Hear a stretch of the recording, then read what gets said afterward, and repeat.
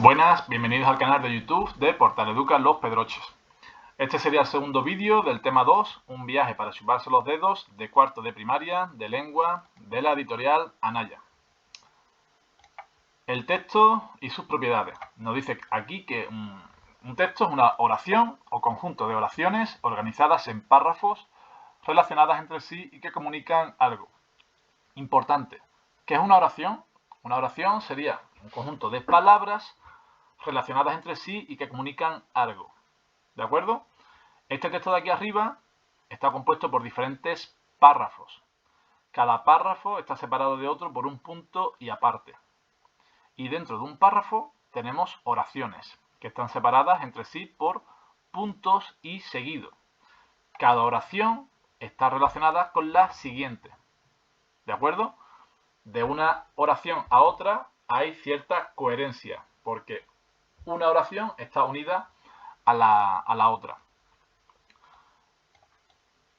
Sobre los textos también es importante saber que deben ser coherentes, adecuados y cohesionados. O deben estar cohesionados.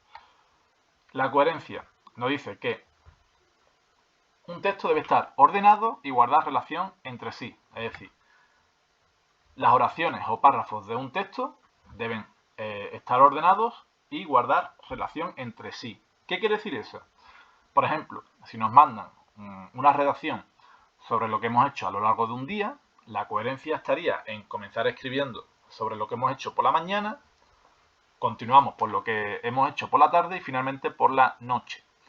Lo que no sería coherente sería comenzar hablando de lo que hemos cenado, pasamos al examen que hemos tenido por la mañana, posteriormente hablamos de lo que hemos merendado y finalmente acabamos con lo que hemos desayunado. Hay que tener coherencia a la hora de colocar los diferentes párrafos y que uno le dé al otro continuidad. La adecuación quiere decir que debemos tener en cuenta a quién nos dirigimos cuando escribimos un texto. ¿De acuerdo? No es lo mismo escribir un texto para niños de primaria que para niños de secundaria, que para adolescentes de bachillerato o ya para adultos. Este libro, por ejemplo, de texto es adecuado, estaría adaptado a los conocimientos de niños de cuarto de primaria. Este texto, es decir, este libro, quizá sería demasiado fácil para adolescentes de bachillerato y sería demasiado difícil para niños de, por ejemplo, primero de primaria.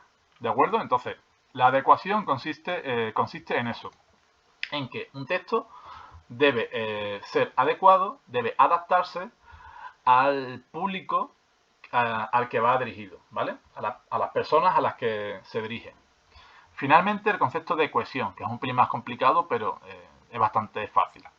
Aquí nos ponen varios elementos de cohesión. Nos dice que mediante recursos como la elipsis, los pronombres, los sinónimos y los conectores, se consigue que el texto esté cohesionado y se pueda entender con facilidad. Entonces serían elementos que se encuentran en el texto y que nos ayudan a entenderlo, ni más ni menos. El primero, la elipsis, nos dice que sirve para evitar la repetición de palabras que ya conocemos. En el texto este que vemos aquí arriba, la elipsis sería si yo, por ejemplo, el segundo Octavio lo quito, ¿de acuerdo? Y diría, cuando Octavio no tenía deberes, se pasaba la tarde en el taller de su padre para verle trabajar, ¿de acuerdo? Este Octavio, este segundo Octavio, no es necesario que lo vuelva a usar, puesto que, habiendo mencionado a Octavio en primer lugar, puedo quitarlo en segundo lugar. ¿De acuerdo? Entonces, la elipsis consiste en que no tengo que repetir continuamente una palabra para que el texto se entienda. El pronombre nos dice que con el pronombre evitamos repetir el nombre de Octavio. Sería otro elemento de cohesión. Yo puedo decir, si a Octavio le preguntaban a qué se dedicaba su padre, Octavio respondía que era constructor de violines. Yo podría sustituir aquí la palabra Octavio por él, que es un pronombre, como yo, tú, nosotros, vosotros y ellos. Diríamos entonces, si a Octavio le preguntaban a qué se dedicaba su padre, él respondía que era constructor de violines. Eso sería un elemento de cohesión con pronombre. El tercero, un sinónimo. Nos sirve también para evitar la repetición de palabras. En este caso, podríamos decir, al muchacho le gustaba el oficio de su padre. El muchacho parecía fascinado con cada una de las herramientas que utilizaba. Podemos sustituir aquí la palabra el muchacho por el chico, ¿de acuerdo? O el niño de la camiseta verde. Entonces, de esa manera, evitamos la repetición de una misma palabra por un sinónimo, ¿de acuerdo? Finalmente, palabras como pero, aunque, mientras o sin embargo serían conectores para relacionar las oraciones del texto. Eso también son elementos de cohesión. Vemos aquí el ejemplo de aquí abajo que nos dice que usemos uno de estos cuatro conectores para unir estas dos oraciones. Sería de la siguiente manera. A Octavio la palabra no le gustaba, el oficio sí le gustaba. Diríamos, a Octavio la palabra no le gustaba. Sin embargo, el oficio sí le gustaba. Este, sin embargo, sería un elemento de cohesión.